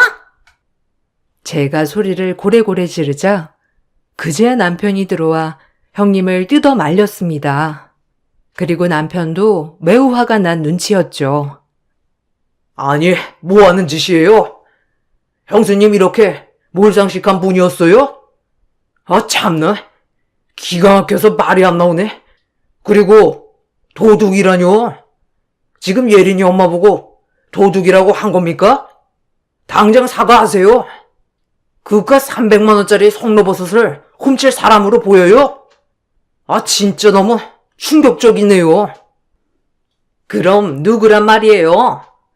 이 집에서 근본 없는 사람은 동서 하나뿐인데 이런 짓 할 사람이 어디 있냐고요? 서방님이 말 좀 해보세요. 끝까지 근본 타령을 하는 것을 보고 어이가 없었죠. 진짜 미친 사람인 줄 알았어요. 그렇게 형님과 제가 고래고래 소리를 지르며 싸우고 있을 때 아주버님이 헐레벌떡 들어오는 거 아니겠어요? 그리고 아주버님 입에서 나온 말은 또 한 번 충격적이었습니다. 이 근본 없는 작것들아, 전부 나가! 어디 위대한 재수씨한테 함부로 손을 대? 당신 미쳤어? 재수씨가 누군 줄 알아? 당신이야말로 미쳤어? 지금 나한테 근본 없는 작것이라고 한 거야? 예린 엄마가 아니고? 아, 당신 제정신이야? 내가 누군 줄 알고? 조용해, 당신. 그만 못해? 재수씨가 얼마나 대단한 사람인데 지금 함부로 이렇게 대하는 거야? 얼른 사과드려. 뭐라는 거야? 지금 사과받아야 할 사람은 누군데 그래? 정신 차려. 지금 우리 아빠가 준 송로버섯이 없어졌다니까, 어? 그깟 송로버섯이 뭐가 중요해? 재수씨 조상님이 누군지나 알고 그러는 거야? 우리랑은 근본부터가 다르다고. 아주버님의 입에서 나온 말은 가히 놀라웠습니다. 제 딸아이와 형님의 아들이 거실에서 놀고 있을 때 제 딸아이가 아까 집 서랍에서 챙긴 종이를 떨군 모양이더라고요. 아주버님은 그 종이를 보자마자 한참을 들여다봤다고 해요. 역사학자가 꿈이었지만 학자까지 되지 못한 아주버님은 한문과 역사에 대해 아주 빠삭한 분이셨거든요. 그 종이는 바로 우리나라 사단법인 애국동지 원호회에서 발급한 감사장이었어요. 저희 돌아가신 할아버지께서 예전 독립운동을 할 때 만주에 있는 독립군들을 치료해 주셨던 의사였다고 합니다. 종이들이 여러 장이 있었는데 그 중엔 할아버지께서 독립군들의 자금도 조달해주고 치료도 해주는 사람이었던 거죠. 이 말을 들으니 아차했어요. 저도 몰랐던 것이었거든요. 시대가 변했고 우리나라 독립에 애써주시는 많은 사람들이 잊혀가고 있는 이 순간이 참으로 애석하더군요. 제가 그런 집안의 자손이었다는 것도 몰랐으니까요. 그 말을 들으니 뭔가 머리가 땅하고 맞은 것 같았습니다. 가난했지만 나라의 독립을 위해 애썼던 분이 우리 할아버지라고 하니 뿌듯하기도 했고요. 이 말이 끝나고 아주버님은 저에게 말씀을 하셨어요. 그리고 가족들에게도 얘기하셨습니다. 재수씨, 그동안 죄송해요. 저희 집은 잘난 거 하나 없이 돈만 많은 집인데, 재수씨의 집안 배경 보고 저희 아빠 엄마도 그렇고 이 사람도 많이 무시했죠. 사람 위에 사람 없고 사람 밑에 사람 없는 건데, 재수씨의 조상님이 독립을 위해 애써주신 분이라면 지금의 이 나라가 있기 위해 매우 애써주신 분이실 텐데, 이거야말로 대단하지 않을 수 없는 거죠. 그동안 저희 집 무례 잊어주세요. 그리고 엄마 아빠도 사과해요. 뭐 지금은 덜 그러시지만 그래도 우리 집이랑 비교도 안 되는 집안이에요. 재수씨 집안은. 당신도 얼른 사과해. 지금 그깟 송로버섯이 중요한 게 아니야. 얼마나 대단한 분이 조상님이셔, 안 그래? 점점 잊혀지고 있는 이런 독립군들의 희생을 우리가 알아야 한단 말이야. 제가 와이프 대신 사과할게요. 죄송해요, 재수씨. 용서해 주세요. 갑작스러운 아주버님의 사과에 어안이 벙벙해졌어요. 그리고 그 말이 끝나자 어머님, 아버님도 저를 보는 시선이 달라졌고요. 사실 정말 재조명되어야 할 사람들이 많은데 점점 잊혀가고 있는 건 사실이니까요. 저조차도 마찬가지로 말이죠. 형님은 그 말을 듣자마자 놀래서 얼굴이 벌개졌습니다. 그리고 타이밍 좋게 그때 형님 아들 서은이가 방에서 송로버섯을 가지고 나오는 게 아니겠어요?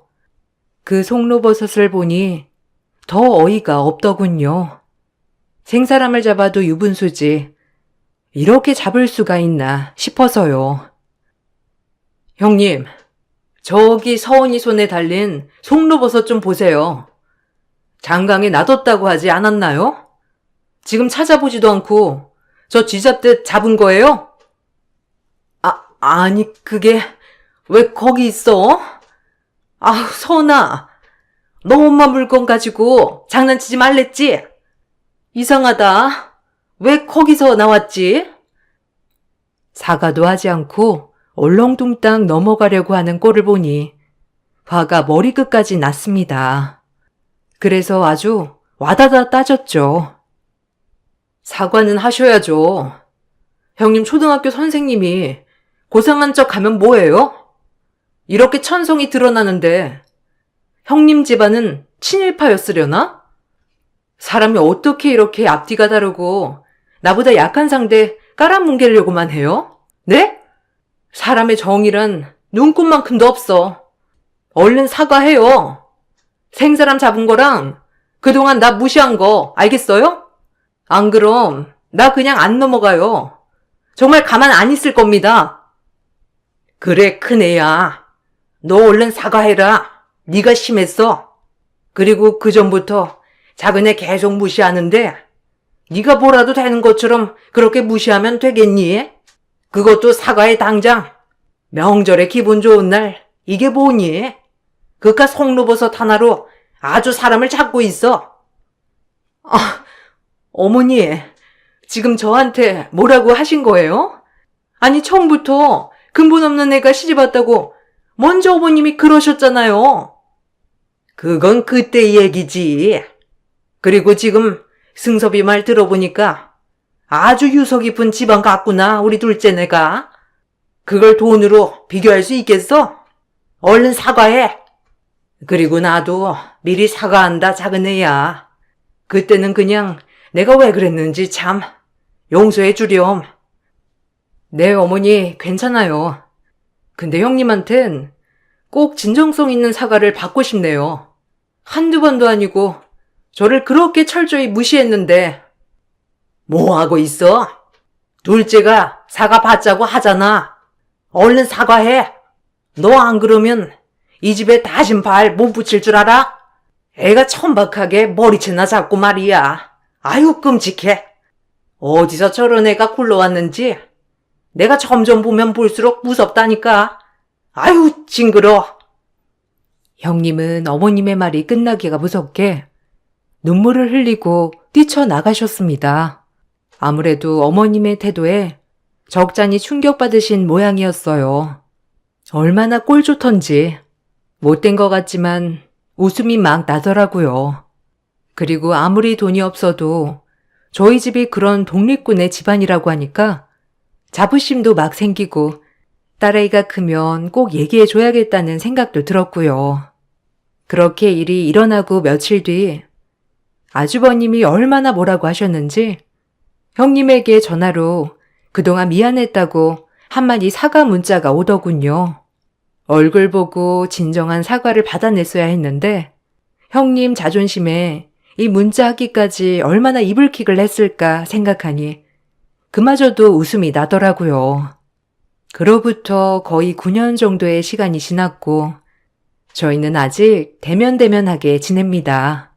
전보다 더 편해진 건 저를 더 이상 건들지도 않고요. 오히려 어려워하는 느낌이더라고요. 형님도 어머님한테 호되게 혼난 전적도 있어서 시댁에 와서는 말도 엄청 가려하고요. 아주버님은 아직까지 저를 볼 때마다 대단하신 집안의 재수씨라고 한답니다. 아주버님 덕분에 오히려 어머님도 그렇고 아버님도 더 저를 깍듯이 대해주시는 것 같아요. 오히려 너무 감사하죠. 제가 아주버님에게는. 시간이 많이 흘렀고 그때보다도 지금 역사가 점점 잊혀진다고 하지만 아직까지 극장이나 TV에서 독립운동하는 사람들이 나오면 마음이 찡하고 아려와요.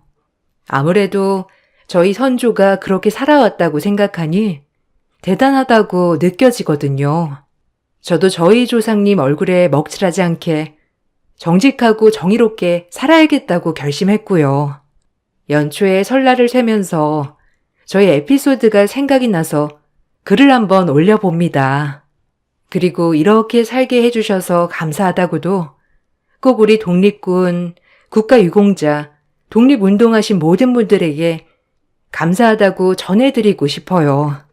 늘 행복한 일 가득하시고 제 글 읽어주셔서 감사합니다.